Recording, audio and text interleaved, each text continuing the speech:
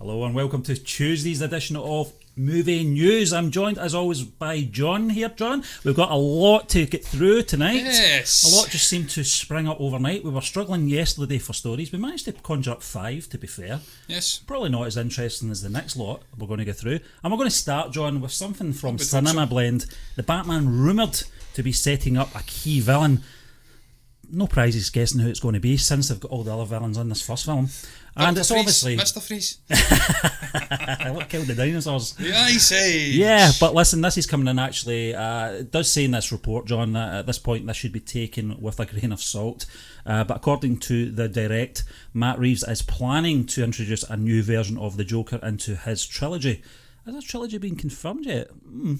Okay. Heavily rumoured. Yeah, I think it's just it a rumour, yeah. The trade reports that Reeves allegedly wants to utilise the Clown Prince of Crime as one of the multiple villains. Yes. That's interesting. In the second and third films, and plans to reference him in The Batman. The story also mentions that he and Warner Brothers haven't begun a casting search for the role yet, which kind of suggests to me they're not going to be casting anyone for the Batman if he's only going to be mentioned in reference, John. Yes, yeah. Stephen, I don't expect to see the Joker character physically on the actual screen in the Batman. There's just way too many villains as there is. We have Penguin, we have Catwoman, who could potentially be flip-flopping. Nefarious character. We have seen Zoe Kravitz, I want to say, who is playing the character. Speaking at length about how she's been working with Robert Pattinson and how they've developed a close relationship, so perhaps they will be.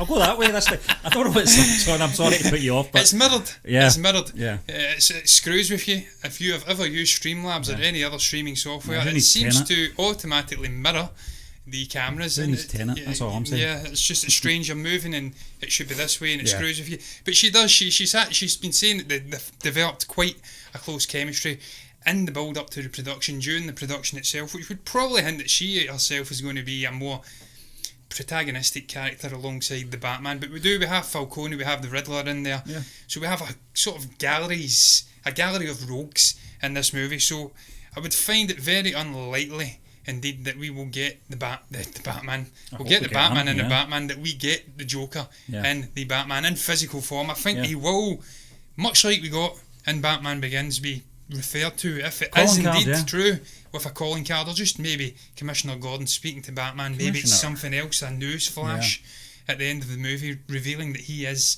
very much a presence in this version of Gotham, and that he is going to pop up in future installments. I'm going to chin you here, John, because obviously the thumbnail's suggesting something.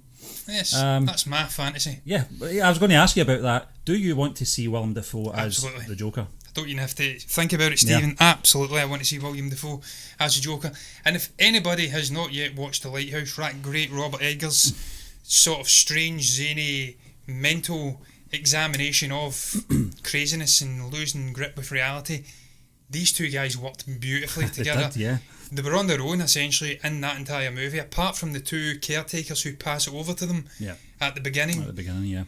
Both of those guys were amazing, Stephen. Some of the scenes, you like me lobster though, don't you, Winslow? That was I saw it. One for me, with Slytherin's tentacle tail. Fine, have it your way. Those two were amazing together. If they can recapture that at all in a Batman movie, big blockbuster movie, this guy is made for the role, Stephen. He's got crazy facial expressions. He's a fantastic actor. I want to see him. He's got previous, obviously, in the first Spider-Man film. Yes. He was an excellent Green Goblin. The suit was terrible, but he was fantastic. He didn't even need that. Put a bit of face paint. He's got the right angles on his face and everything. He didn't need that horrible... Stephen, I've screwed you here, sorry. That's okay. It's my ugly mug you're only taking away. Don't worry about it. But I've got to switch animation off. Sorry about that, guys. I've not really learning macros. I've not really considered who I want to see in the role, John, to be honest with you. Willem Dafoe's a good call.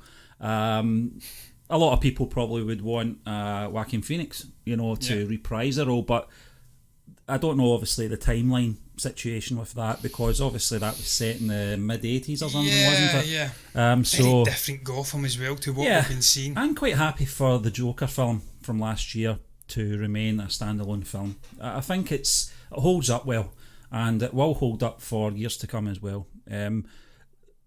there was talk. Obviously, it was rumours, and I think those rumours were quashed a few months ago. That about an upcoming sequel. I'm starting to believe there's not going to be a sequel to the Joker film, to be honest with you.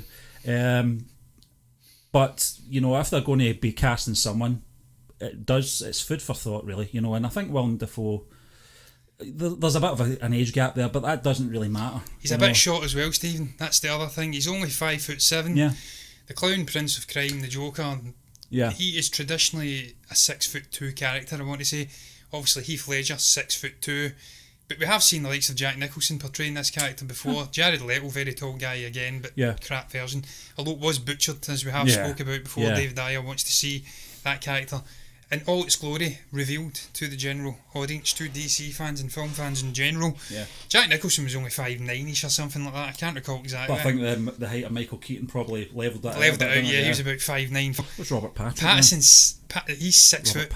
Robert Pattinson. I wish it was Robert Patrick. Could you imagine Robert Patrick playing the Batman? Yeah. Jesus Christ, in the mid-90s when he had that incredible jawline and just an iconic guy, one of the great iconic villains in T2. Yeah. That would have been amazing, Stephen. Sadly, that didn't happen. We got Val Kilmer around about that time, another great guy. Yeah. But I mean, Patson's 6 foot, so it's going to be an issue. There's going to be sort of eye levels. Maybe we'll have to stand on an apple crate or something like that to make it platforms De Niro was in, and could the work, Irishman, so it could look at Tom Hardy as Bale, wearing Bane, wearing huge heels. And it's never befuddled me at any point watching the movie. So it can be got round. Yeah. And if it's bringing in the great acting talents of a man like that, to portray a character, a lot of fans have been pining away for this for a long, long time, me included. Yeah. I love what Joaquin Phoenix brought to the role. Obviously, it was an Oscar-winning performance. Yeah. It was a great movie. I thoroughly enjoyed it. A lot of backlash against the Joker in the ensuing months after its release. Yeah. When it got all of those Oscar nominations, people were shitting on it, saying it wasn't that great a movie. I'm sorry, I thought it was a great movie. It studied some amazing things. Did it plagiarise the king of comedy and perhaps Taxi Driver to an extent? Yes, it did, but look, that is what it is. All great works inspire other people. Yes. Look at J.K. Rowling. She wrote the Lord of the Rings. She wrote the Harry Potter franchise after perhaps being inspired by Star Wars, The Lord of the Rings. You conglomerate all these different things. Inspired by, obviously, Tolkien as well, John. Exactly. It's inspirational, that's what it is. But listen, if there's any legs on this, we'll probably be talking about this. One more thing, Stephen. There has been talk of Benedict Cumberbatch as well, perhaps being the Joker. Is that something you'd been intrigued by? Tall guy, really great actor. He's got a long face. Yeah, he's got a very long face. Is that something that would intrigue you? There's been a lot of names being flung around. I'll say one thing about Cumberbatch. I've not seen him kind of do that kind of role before, so it'd be very interesting. I'm not saying he's not capable. He's certainly. Well, it would be interesting to see how he would tackle it. I say he's not played in a Ferry's character. He portrayed Dominic Cummings in a BBC movie about the Brexit movement. He played a shithead before, so I suppose it could work. Well, this is the good thing about these kind of stories, John. Although they're not concrete or anything like that, it does get the mind racing. You're starting to think of actors. Steve, I'm going to pop myself down here a bit because I feel like I'm towering you here on this shot, and it's wrong. You're 6 foot. Yeah, I'm not Elijah Wood. Trust me. Yeah. John. Listen, we'll move on anyway. I'm sure this story's going to have legs on it, and it's going to develop into something in the coming months anyway. I'm just glad to see that they talk about a trilogy in this, that even before the Batman is out, so we'll see how it goes. But listen, Absolutely. We'll move on to our next topic. This is coming in from Cinema Blend again. It's TENET'S star explains why he might not be the villain in Christopher Nolan's new movie. Now, we watched the latest trailer, John, not that long ago. Kenneth Branagh playing some kind of mysterious time-inverting character. A Russian, no less. Yeah, I kind of picked up that accent as well. But he did say this, given the nature of it, as Chris, to some extent, sort of reinvents the wheel. Here, a lot of people start engaging with John David Washington's character in both expected ways. So you might expect me to be an antagonist, but then the story doesn't quite follow what you might expect as the story plays out. What's your take on this, John? Because every time I hear a quote from an actor who is connected to this film, they sound a little bit confused. They don't really know what they're doing. It's hard enough for actors to, play out their roles, especially when they're not in sequence. Most films are not filmed in sequence, maybe the cheaper ones are, but certainly ones, with this kind of budget, a big name like Nolan in there, everyone's looking forward to this film that I've spoke to. Yeah. It's one of the most anticipated films of the year, but at times actors can struggle to piece stories together, but this one seems like a right mind bender to me. It's completely befuddling, the actor, Stephen. We've seen John David Washington speak about it, how he was befuddled, and he had to pry into the mind of Christopher Nolan at various points in the production and ask what the hell's going on here. He says he was very accommodating, and then of course we did have Robert Pattinson as well. I'm trying to change these scenes as I speak, and it's very difficult. John Campea, what a god you are, mate. You do it all on your own, and you do it so well. You'd never know he's doing it. But yeah, we've seen Robert Pattinson as well, speaking about it, how he was completely lost, that he felt that he had the wrong take on the character from the very get-go through to the end. But sometimes that's not a bad thing, Stephen, because if you've got a very distinct vision for where your character is going, we've seen it with Snape and obviously Alan Rickman. He get information from J.K. Rowling, and that allowed him to portray that character. I've got something in my eye and it's really annoying. And that allowed him to portray that character with an honesty and a degree of knowledge, and he imbued that into the character, and that was very good for him. But sometimes there is other movies where the characters and the actors, I should say, don't have a clue what is going on, and it lends itself to the story, because this is a very befuddling story as well. These guys don't know what the hell is going on, I presume. John David Washington's character seems to have a degree of knowledge. He's sort of imparting wisdom onto the Robert Pattinson character in the trailers. Like, it's time manipulation, it's not time travel. So I don't know, it's going to be very interesting, but I don't think it's a negative that the characters are perhaps, or the actors, I keep saying characters, don't fully know where the story's going, don't fully know if they've had the right grasp on the character during production. And I like the fact that that's kind of bleeding into the story as well, and the audience themselves won't fully know what is going on in this movie until the big reveal or the moment happens. Yeah. And we're seeing that from Kenneth Branagh. He's saying that, look, whilst you may expect it to go certain ways, and perhaps the story will go in an expected way, there's going to be some reinvention of the wheel, some different things happening within, and that perhaps will befuddle you.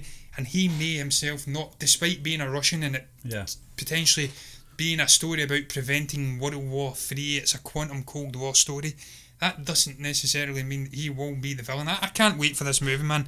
I'm getting all befuddled, I'm getting knocked off my stride just speaking about the movie. I can't wait to actually see it, experience it. The theatres are slowly opening up. I seen a story, 25% of theatres, 25%, I don't even know what the word would be, but allowing 25% capacity in theatres in LA. If this is something that we start rolling out and we've got even more space, then we're going to get to see this movie in the next month or so, Stephen. And a big empty theatre. What was your feeling on the actual trailer, John? This is the second trailer, isn't it? Yeah. There's been two trailers. I think that was the first one we watched.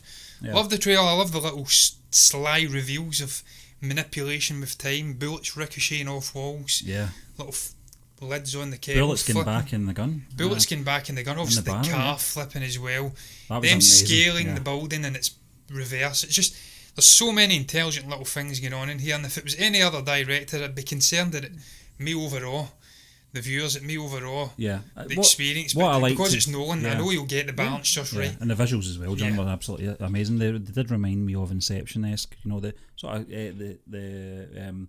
what do you call it, the grading of the the colour grading, it was very grimy at times, but this reminds me as well, and I think it was important as well to put that line in there about time travel. It's not time travel, it's time manipulation, it's time possibly in reverse. That's what I picked up from the dialogue, John. It does remind me of that episode of the X-Files with Joe Morton and Robert Patrick, obviously playing John Doggett. That's why you had Robert Patrick in your mind there. That was it. Red Rum, John Doggett was the episode name, where time went back the way, tomorrow was yesterday type thing, try to solve a crime in reverse. So it's a great way of storytelling. It is, and I'm looking forward to it. I didn't really know too much about it. You filled me in on a lot of it, John, earlier this year. And Christopher Nolan films for me, I can only speak for myself here, but they're event films. We talked about, obviously, people's opinions on his films, which we both disagreed with. Certain people think these films are quite hollow. I don't think so, but I don't really want to get into that. But listen, I'm looking forward to this. You can understand just by looking at this trailer and the trailer previous as well, why the studio were determined to get this in the cinemas. This would be a crime against humanity if this was not released in cinemas and it went to VOD. Don't know what happened there. Camera went. But listen, all these little gremlins in the works. But Yes, I cannot wait to screen. see this. We'll certainly go and see this in the cinema. Absolutely. You know, just like we did with Inception, just like we did with obviously The Dark Knight. Just talking about The Dark Knight trilogy as well, John. Christopher Nolan does have previous to put little twists in there. You know, Liam Neeson's Ra's al Ghul. You know, his reveal at the end of that film, Batman Begins, you know, who he really was. He wasn't really Henry Ducart, I think his name was. Yes. And then you've got, obviously, the revealing of Miranda Tate as well, which I did see that a mile away, but I didn't know who she was related to. I will put my hands up, but I knew there was something in the works with her. I knew that she was working sort of in the background, you know.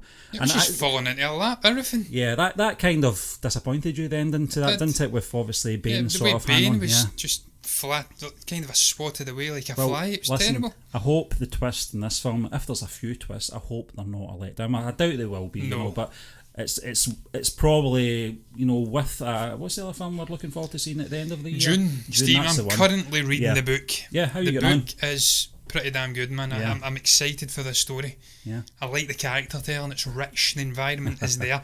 There's so many other books as well. I thought it was a one book and done, like The Hobbit. Right. There's 6 original books and there's many more books after that. The quality does diminish, so they have scope to make this into a franchise. If Villeneuve gets this right, and I think he will. Yeah. We have got some happy times ahead of us. Two massive major films coming out this year, John, and certainly we will be there when we are allowed to go back to the cinemas when the government says so. But listen, we'll move on to our next topic, John. Spider-Man Into the Spider-Verse 2 started production today. We can say that today because we are live. You can tell we're live. Yes, we just don't have it. We'll just take it away. That's okay. Listen, we don't have that Spider-Man graphic. I don't know why. This article says Sony has begun production for the superhero movie today. Animator Nick Kondo took to Twitter to share his excitement. He tweeted first day on the job.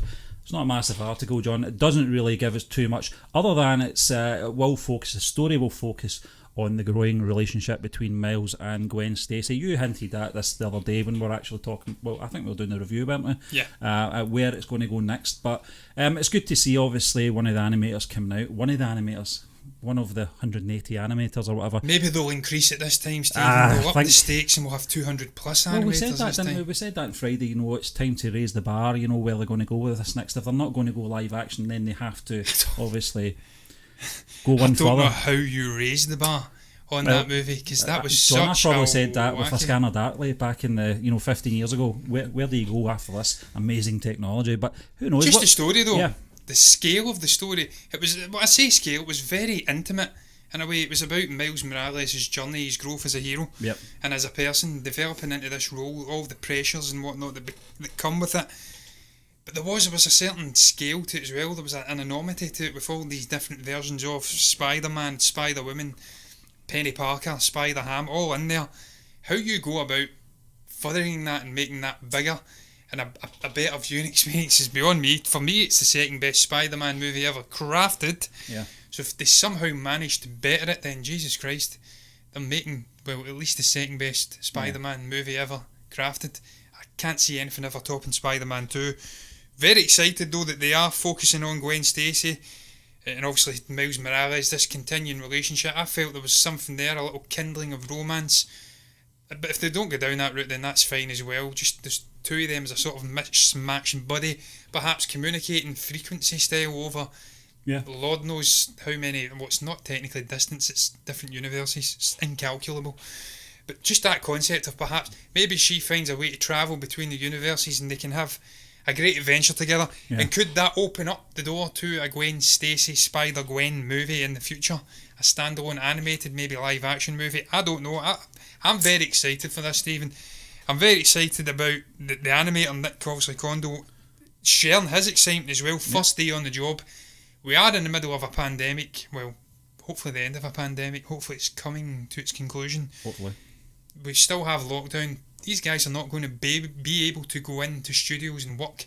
But the nature of this movie with all these people perhaps working in tandem through Zoom calls, Skype calls, they can do it from home remotely. We've seen Jon Favreau. Jon Favreau says they finished post-production remotely. We've got James Gunn finishing post-production for the Suicide Squad remotely. As a Suicide Squad, I had to think that defo is. This is where we are now with technology in the 21st century. You don't have to be present in a big sort of space with many other people. You can do it remotely. I'm doing it just now in my job, John. Yes, exactly. I'm not, sadly. I'm out and about with all the Plebingtons. That's why I got coronavirus. But I beat it, so it's all good. I don't really have much more to say on the article other than what I already said on Friday, John. They're going to get down the road, not repeating what they've already done. So it is going to be very interesting to see where the story goes. Growth of that character as well. Miles Morales as a man, maybe maturing into a full-blown adult. Is it going to be picked up right after the events of the first movie, or is it going to be a bit of a time jump? Who knows? I'll tell you something though, John. My camera's driving me nuts. But one of the things, we need to get that camera sold and buy a better camera, and we can have two webcams set up through DSLRs. But one of the things you did touch on there about the live action and Spider-Gwen, etc. I don't think we're going to see any of these characters in live action for possibly maybe another decade. I think we'll probably maybe get a trilogy of Spider-Verse films, and then possibly maybe some spin-offs from that, like you said. I'd like to see a Spider-Ham film. I'd love to see that. Spider-Noir, Nick Cage. Yeah, that'd be fantastic. Yeah, I mean, I liked Gotham by Gaslight. It was that kind of noir sort of feel to it. So I would love to see that kind of, and I think Nicolas Cage would be up for that as well. Being a big comic book fan, I certainly would as well. Most busiest man in Hollywood. Listen, we'll move on to another little article that came in, John. It's Halloween Kills Rumour. Hate the way you spell Rumour. Is another fan favourite character returning. Now, this isn't one of these little guys. Can't remember what the Paul Rudd character was called back in the day. Can't remember. But I never watched those movies, Stephen. So it's a big character, John. It's Donald Pleasance's character, Dr. Loomis, and it says Donald Pleasance appeared in a whopping 5 Halloween movies throughout his career. He played Dr. Loomis, Michael Myers' psychiatrist, who's the most significant character in the franchise beside Jamie Lee Curtis's Laurie Strode. Pleasance died in 1995, but a new rumour indicates he still might appear in Halloween Kills. Now, something like that doesn't really surprise me these days. We got it in Rogue One, to be fair, but whether his character's necessary is another thing. Peter Cushing's character was necessary for the storyline of Rogue One because it plays right into, obviously, A New Hope, where he is a big player in A New Hope. So it made sense, and they had to work around, obviously, the state of Peter Cushing, etc. I would imagine they've got to do the same here for Donald Pleasance. Fine actor in his day, John. Amazing in The Great Escape. His character was such a tragic... he was a tragic character, but an absolute legend on the silver screen. And a fantastic, part he played in this franchise as well. I mean, probably the first 2 films anyway, where he was more prominent, certainly in that first movie. But Jamie Lee Curtis has kind of carried the torch of this franchise ever since. She's kind of strayed away from it for a few decades, but she's embracing it now. But what's your view on, obviously, he might make an appearance? This is the thing. That could really mean anything, can't it? Stephen, it's like the James Dean thing we spoke about last year. Where James Dean, dead 70 years, I want to say, maybe even further, 50s I think he died in that car crash. He's been cast, or not cast, but he's going to be the star man, the leading role in a movie, and the guy's had his imagery, his appearance in mind. That was only his likeness, the only actor they could ever think of portraying the role. It's gone down. I can't remember what the movie is. I thought it was Back to the Future 2, but there was a movie where there was like robotic things with actors, dead actors and singers and whatnot within, and they were speaking at a bar. I can't recall what the hell it was, but it's gone down that route now. It's gone a little bit uncanny valley where we're using the likeness of long dead actors, great actors at that. As you did say, Peter Cushing was in Rogue One. It didn't really bother me that much, because it was necessary, and I was just excited to see Guy Henry's performance, and I had to search it up because I've been calling him everything other than Guy Henry. Guy Pearce and the lot. But Guy Henry was pretty damn good. He didn't get it 100%, but it was pretty damn good. The way he rolled his R's, it was as close to imitation and perfection as you could probably get. Well, not imitation. He gave his own vibe to it, because you can't completely imitate another actor. It would feel false. It would feel crap, and it didn't. I thought he was a big part in that movie, and first time I seen it, it's not aged so well from a visual standpoint. But the first time I watched it, I was wanting more and more of, obviously, Grand Moff Tarkin in that movie. Yeah. If they can do that with this, and they're not even suggesting that at the moment, there could be other avenues they could explore. It could be archival footage. Yeah. Memory, yeah. It could be memory. It could be a voice recording of him probably imparting some wisdom into the Laurie Strode character in regards to his mental state, maybe a weakness, how you can take down Michael. Could be a cardboard cut out his face stuck in a mirror. It could be, it'd be terrible, but Game of Death, no. But if they can get someone in who closely matches his stature, his physicality... Fabian Barthez, yeah. Fabian Barthez, maybe Ben Kingsley. Yeah. and somehow give the performance authenticity from an audio and vocal perspective as well. Yeah, he had a unique voice, John, you've got to remember that. Yeah, he did have a very... I don't know how they would do it. Yeah. Maybe they again use I don't know how they do it. It's impossible. I'm talking myself into a corner. From a visual standpoint, they could certainly put his likeness on another actor and make it really close. But I just don't see why they have to do it. I don't know why the story needs it. They could just... It's not required. For me, Stephen, the way I wanted this movie to go, and I don't know if that's the way it's ultimately going to go, because there were suggestions that Michael Myers might not even be in the movie. Yeah. That he might be some apparition haunting them. Haunting, yeah. Because they're bringing in lots of the original cast members from the original Halloween. Yeah. I wanted to see it go down a more mental aspect. Yeah. He's not in it because we had that cliffhanger. Did he die in that basement with the fire? I would have liked him not to have been there and it to follow the mental anguish and them seeing shadows, and then for him to come back in the final one with this sort of modern trilogy. And then it all plays out then, but it looks like they're not going down that route. If Donald Pleasance is coming back and it's Dr. Loomis, I don't know what the hell they're going to do, man. The funny thing is, John, though, because the timeline of Halloween and obviously the 2017 film, it's following on from the events of that original night, which was 40 years at that time, I'm pretty sure, 1977. So, the character of Loomis was a good age then, so... I don't know how that's going to fit because he's clearly in his 50s and the 70s, so he'd be in his 90s now. Yeah. So are they going to have to age him? I think they might just go down the road of archival footage, John, and it'll be flashbacks of maybe... Rotoscoped. Yeah, it could be, I think... Bit dodgy though. But they would have to age him, that's the thing, because it would have to...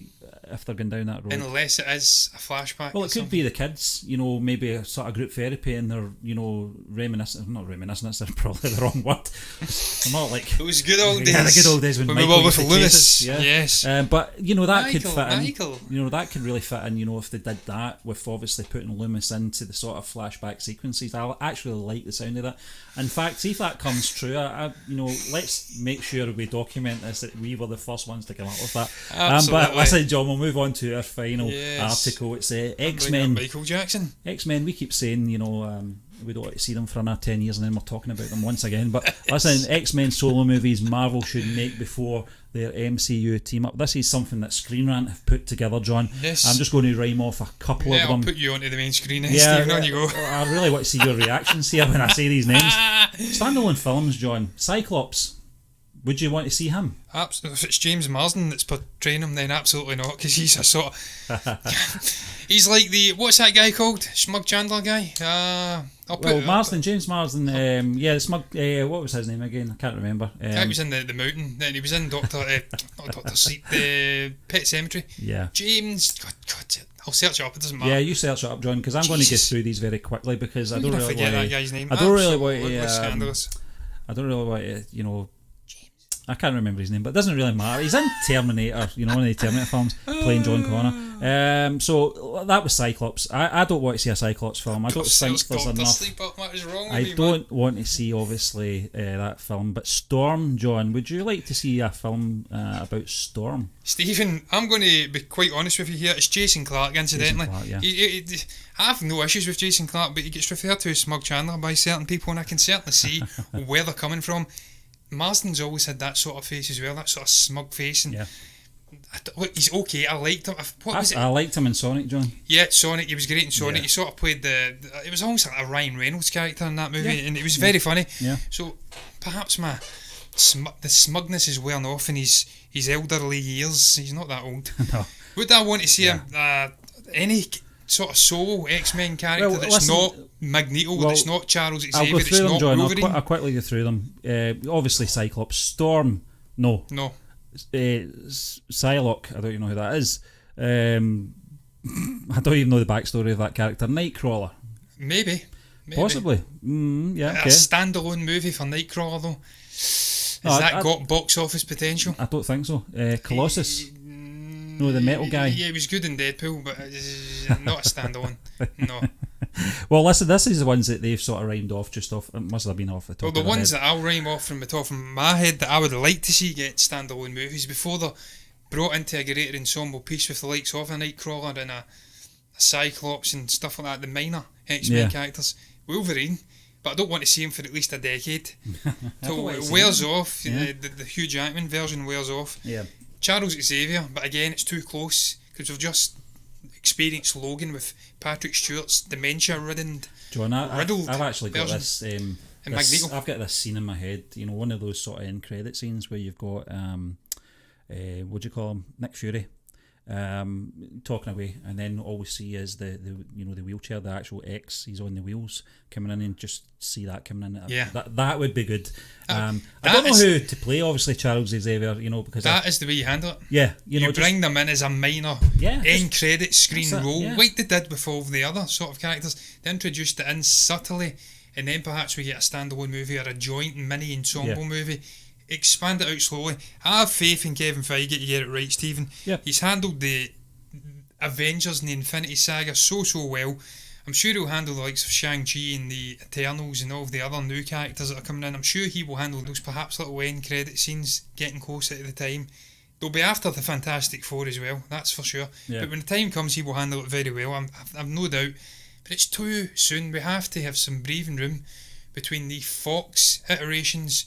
James McAvoy, obviously Patrick Stewart. I keep wanting to say Patrick Swayze and it's thrown me off. Michael Fassbender and Ian McKellen. All of those great roles are too soon. We need some space, and they don't have to introduce them quite so soon. We have so many other great characters who have got so much more to give. Black Panther, some would argue Captain Marvel, and Ant-Man, the Guardians of the Galaxy, another 4 movies coming. Doctor Strange. There is so much in the can. Blade with Mahershala Ali. Yeah. Plenty of time, man. We can have the X-Men 6, 7, 8 years from now. That's the thing. Nobody's actually screaming out for new X-Men films at the moment. No. You know, I think after the last one, Dark Phoenix. Yeah. I think the cameras finally went there, Steve. I think so, John. As long as it's not pausing you, I don't care, because we're about to wrap up the show anyway. So if you want to do the honours, yes, I'll just do the honours. Screw it. It's been an absolute shambles technically again today. We've got graphics not there. See y'all, folks. Later. Yeah, see y'all, folks, later. It's down to me now. What's your thoughts, guys, on the array of topics we spoke about? What do you make about Joker potentially turning up in the Batman Matt Reeves trilogy? What's your thoughts on Tenet all the way through to Halloween Kills and perhaps the X-Men franchise being a thing, perhaps standalone movies? Would you like to see a standalone X-Men movie with the likes of Cyclops and what was that, Colossus, and all of these other B sort of characters, not the main players? If that's something you'd like to see, perhaps you can comment below and impart some of your wisdom on these characters. Maybe you've read the comics, down below in the comment section. And also like the video if you've enjoyed it, and you can subscribe to the channel if you want to see more content like this. And if you do, then you will see us again together, probably on Thursday, because I'll be doing a show on my lonesome tomorrow. What a terrifying experience that will be. And if you do subscribe, you'll see us, and if you don't, then you won't, and then that's a shame. Bye bye.